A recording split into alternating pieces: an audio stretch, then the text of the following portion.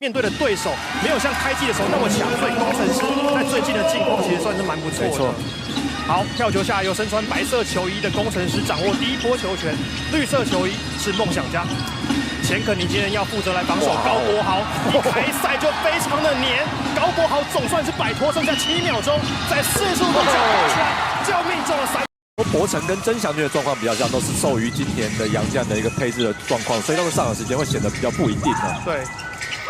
那这样比赛登陆马布尔，所以说本土4号位就有的先发。哇，国豪一开赛手感非常，两边都展现出这个快攻的一个企图心以外，我认为防守都非常的积极哦。没错，这是一场高水准的攻防较量。